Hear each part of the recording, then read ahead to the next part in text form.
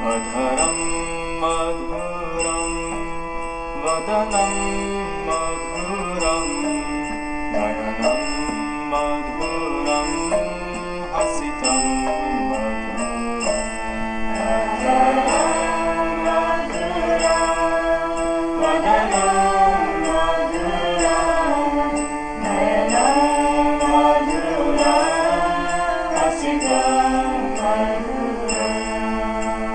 ॐ अज्ञानतिमिरन्धस्य ज्ञानाञ्जनशलाकया चक्षुरुन्मिलितं येन तस्मै श्रीगुरवे नमः। जय श्री कृष्ण चैतन्य प्रभु नित्यानंद श्री अद्वैत गदाधर श्रीवासादि गौर भक्तवृंद। हरे कृष्णा कृष्ण कृष्ण हरे हरे, हरे राम राम राम हरे हरे। हरे कृष्णा। भगवद गीता अध्याय 1 श्लोक नंबर 19। सह घोषोद्धात्र राष्ट्राणां हृदयानि व्यदारयत् नभश्च पृथ्वी च एव तुमुल अभ्युन्नादयन्। उस भयंकर शब्द ने आकाश और पृथ्वी को प्रतिध्वनित करते हुए धृतराष्ट्र पुत्रों के हृदयों को विदीर्ण कर दिया। यहाँ पर शब्द प्रयोग हुआ धात्र राष्ट्रानाम, अर्थात धृतराष्ट्र के पुत्र दुर्योधन, दुशासन, 100 कौरव।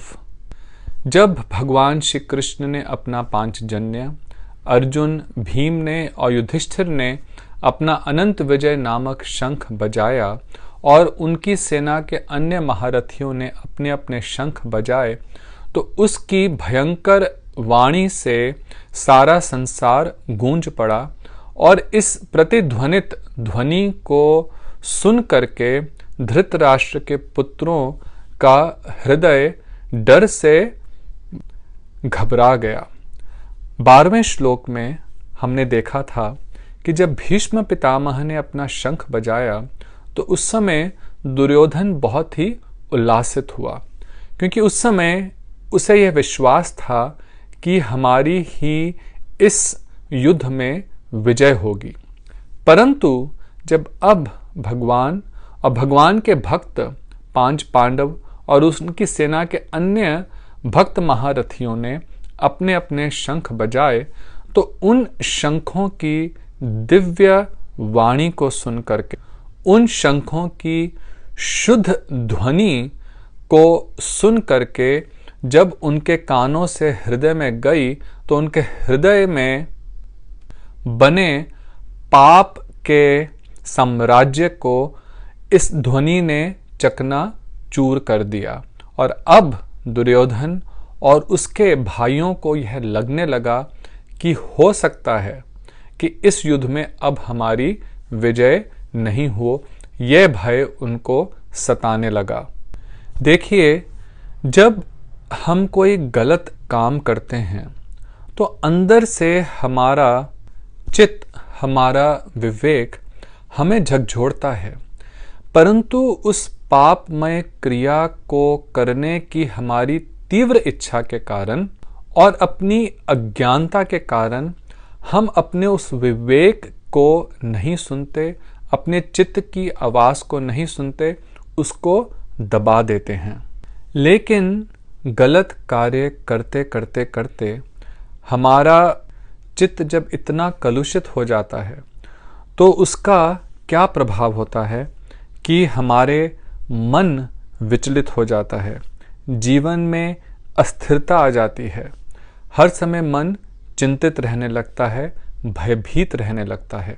अपने भय का, अपने दुखों का, अपनी मानसिक अस्थिरता का दोष हम भले दूसरों को दें, लेकिन उसका कारण हम स्वयं हैं। इस मानसिक अस्थिरता से दूर होने के लिए लोग डॉक्टर के पास जाते हैं, मानसिक चिकित्सक के पास जाते हैं, साइकेट्रिस्ट, साइकोलॉजिस्ट के पास, दवाइयाँ लेते हैं, शराब पीते हैं, ड्रग्स खाते हैं। लेकिन उसके जो जड़ है इस भय की, उसको समझ नहीं पाते। उस भय की जड़ क्या है? भय की जड़ है हमारी अधार्मिक वृत्तियां, हमारी अधार्मिक कार्य, हमारी भगवान के द्वारा निर्दिष्ट उपदेशों का ना मानना। इस कारण से ही जीवन में भय उत्पन्न होता है। जैसे अभी कौरवों को भय लग रहा था, श्री कृष्ण ने तो उनको कहा था कि अपना आधा राज्य पांडवों को दे दो, धर्म के मार्ग पे चलो। उनके बड़े बूढ़ों ने भी उनको समझाया था, लेकिन उन्होंने मानने से इनकार कर दिया। एक क्रिमिनल अर्थात अपराधी जब कोई अपराध करता है तो उसको कहीं अपने हृदय में मालूम होता है कि यह अपराध गलत है, लेकिन फिर भी वह करता है। लेकिन जब पुलिस उसको पकड़ लेती है, जब उसे जज के सामने खड़ा किया जाता है, जब उसे यह लगने लगता है कि अब मेरे अपराध की सजा मुझे मिलेगी ही, अब मैं और कहीं नहीं भाग सकता, तब वह भयभीत हो जाता है, उसकी मानसिक असंतुलन हो जाता है। तो कौरव भी इसी प्रकार से दुखी हो रहे हैं, उनका मन विदीर्ण हो रहा है भगवान के शंख की, पांडवों के शंख की दिव्य ध्वनि को सुन करके, क्योंकि अब वो है देख पा रहे हैं कि उनके पापों का फल उनको शीघ्र ही मिलने वाला है। लेकिन दूसरी ओर पांडव लोग पूर्ण रूप से निर्भय हैं, उनको इस किसी भी बात का भय नहीं है। क्यों? क्योंकि वे पूर्ण रूप से धर्म के रास्ते पर चलने वाले हैं। धर्म के रास्ते पर चलने पर, आध्यात्मिक रास्ते पर चलने पर, अपने जीवन को सत्यता से जीने से पर हम लोगों को कठिनाई अवश्य हो सकती है। इस रास्ते पर रुकावटें कई आ सकती हैं, लेकिन धर्म के रास्ते पर चलने वाला व्यक्ति हृदय से पूर्ण रूप से शांत और स्थित प्रज्ञ होता है। वह कभी इस प्रकार के मानसिक असंतुलन, चिंता, दुख, डिप्रेशन आदि इन भावों को अनुभव नहीं करता।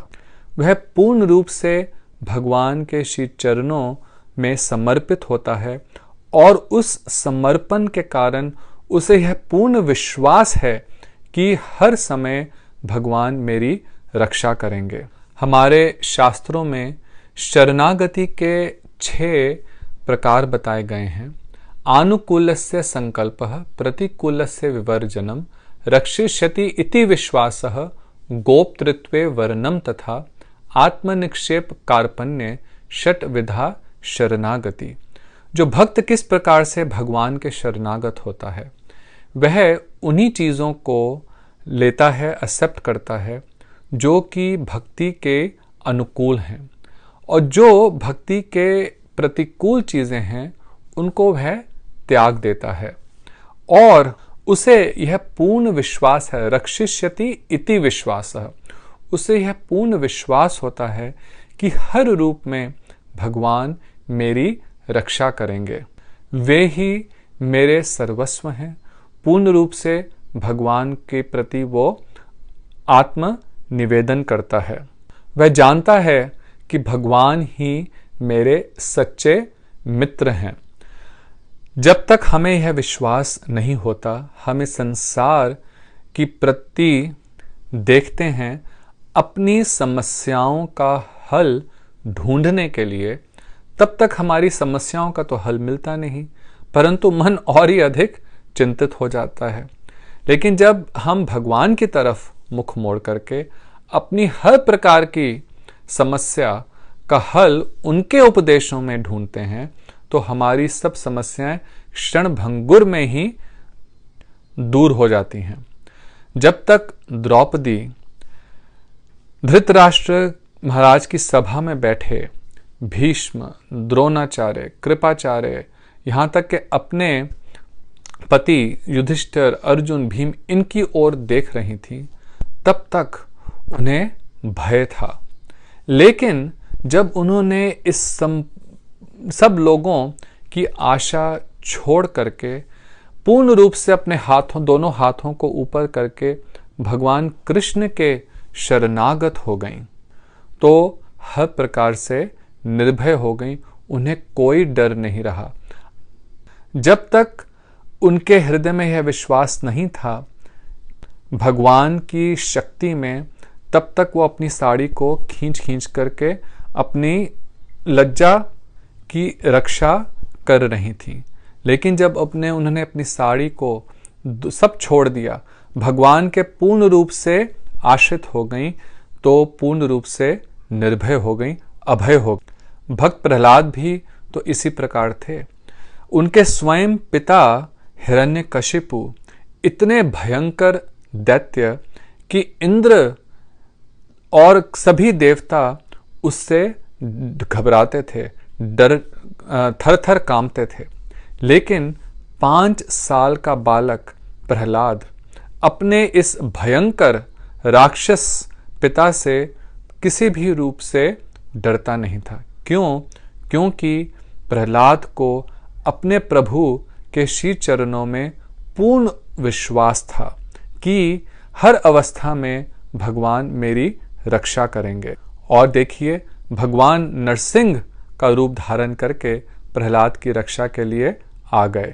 तो जो भक्त इस विश्वास को पूर्ण रूप से अपने हृदय में दृढ़ कर लेता है कि भगवान ही मेरे एकमात्र संरक्षक हैं और इस संसार की चीज़ों के प्रति उन्मुख नहीं होता, अपनी रक्षा के लिए पूर्ण रूप से भगवान के चरणों में समर्पित हो जाता है, अपने मन को श्री कृष्ण के चरणों में पूर्ण रूप से समर्पित कर देता है, उसके हृदय से हर प्रकार का भय दूर हो जाता है।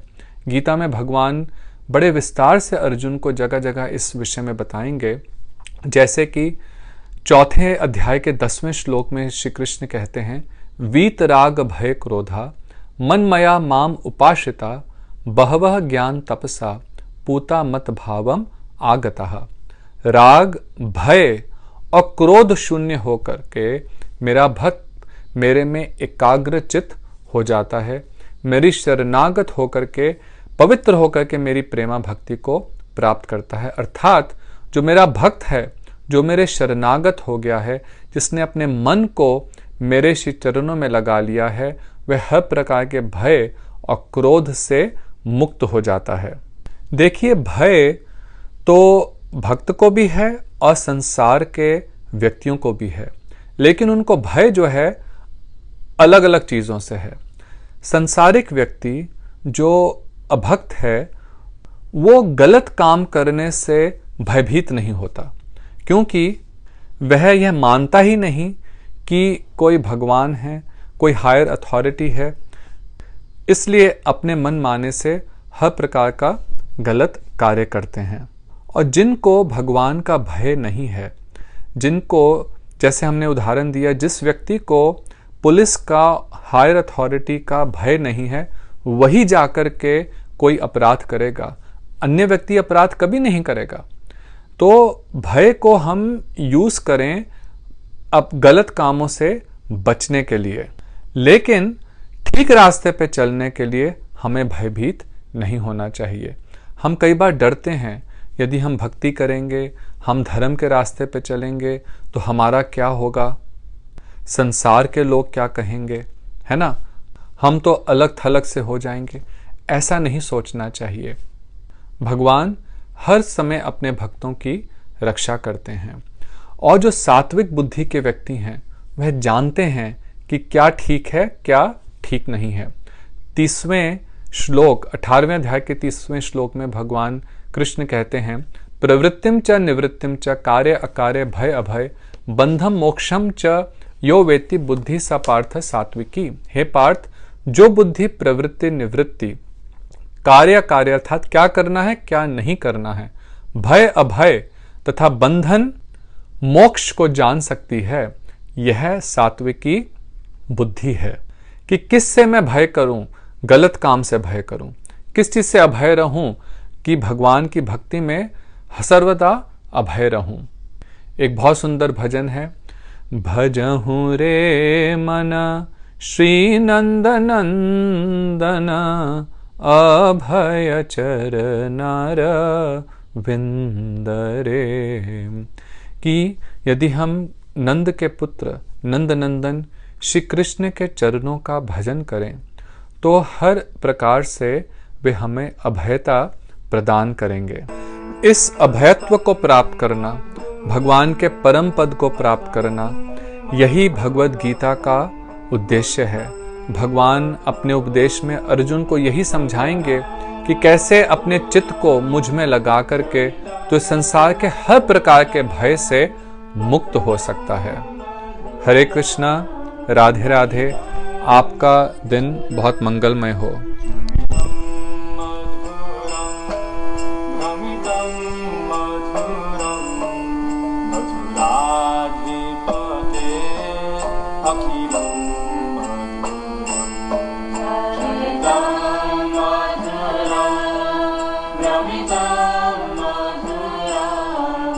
Mudra